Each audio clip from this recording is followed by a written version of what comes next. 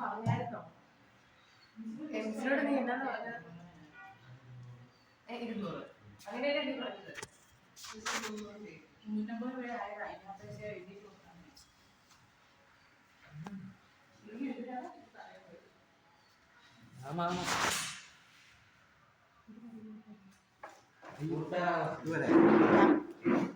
ഒരു പാരഗ്രാഫ് മതി.